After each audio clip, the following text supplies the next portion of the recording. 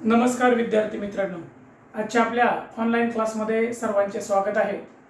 आज आपण गणित विषयातील अपूर्णांक या घटकातील शेवटचा आणि महत्त्वपूर्ण घटक शिकणार आहोत। तो म्हणजे समूहाचा अपूर्णांक काढणे किंवा समूहाच्या संदर्भात दिलेला अपूर्णांक काढणे। तो कसा काढायचा, काही चित्ररूप उदाहरणाच्या माध्यमातून आणि काही परीक्षेमध्ये येणारे उदाहरणे त्याच्या माध्यमातून आपल्याला शिकायचं आहे।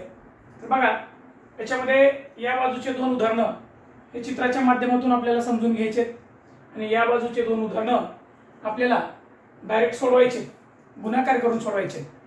तर चला मग बघा, इकडे लक्ष द्या। पहिला आहे 10 ठिपक्यांच्या समूहाचा 2/5 भाग आपल्याला काढायचा आहे। एकूण ठिपके किती आहेत? 10। त्या 10 ठिपक्याचे आपल्याला 2/5 भाग काढायचे। म्हणजे 2/5 म्हणजे या छेदा एवढे या 10 ठिपक्याचे समान भाग करायचे। 10 ठिपक्याचे आपण समान भाग केले 5 आणि एका भागामध्ये ठिपके आहेत 2। या 5 भागापैकी आपल्याला घ्यायचे किती भाग? 2 भाग। म्हणून इथं मी या 5 भागापैकी 2 भागातले ठिपके डार्क केलेत, रंगवलेत। म्हणजे ते किती आहेत ठिपके बघा, 2 भागामध्ये मिळून 2 आणि 2 4। म्हणजेच आपल्याला समूहाच्या संदर्भात अपूर्णांक काढताना त्याच्या छेदा एवढे समान भाग करावे लागतात आणि अंशा एवढे भाग घ्यायचे असतात। आता हेच गुणाकार करून दाखवले। 10 गुणिले 2 भागिले 5 बरोबर 4 उत्तर आले। म्हणजे याची मांडणी कशी होती बघा, 10 गुणिले 2/5 अशी मांडणी होती। ही अशा पद्धतीने होती। आणि मग याला आपण काय करायचं, 5 न 10 ला भागायचं, 2 येतं 2 आणि 2 चा गुणाकार 4। त्यानंतर दुसरं उदाहरण आहे 15 पेढ्यांचा 1/3 काढा। 15 पेढे आहेत, त्याच्यातले 1/3 पेढे किती आहेत आपल्याला काढायचे। मग या 15 पेढ्याचे 3 समान भाग केले।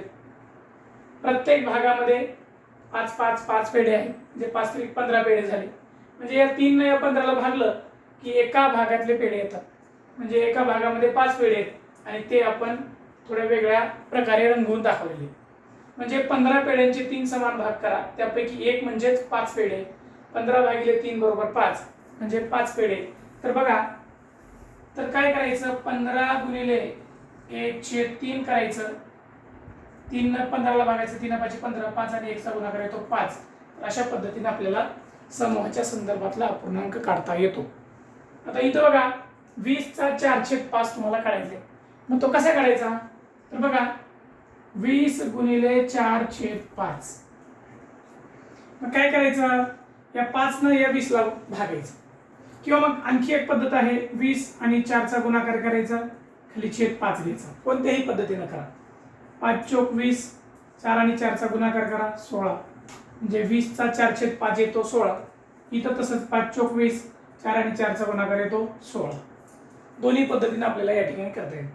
आता 48 चा 1/6 काढायचा आहे। 48 गुणिले 1/6 बरोबर 6 ने 48 ला भागा, 6 8 48, 8 आणि 1 चा गुणाकार करा 8, जिथे येतं 8। अशा प्रकारे समूहाच्या संदर्भात अपूर्णांक काढणे ही गोष्ट जर आपल्याला जमली तर मोठमोठ्या संख्यांचा अपूर्णांक आपल्याला काढता येतो।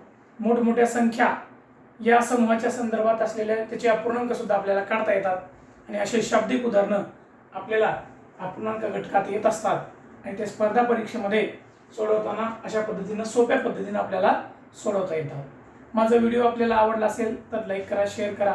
धन्यवाद।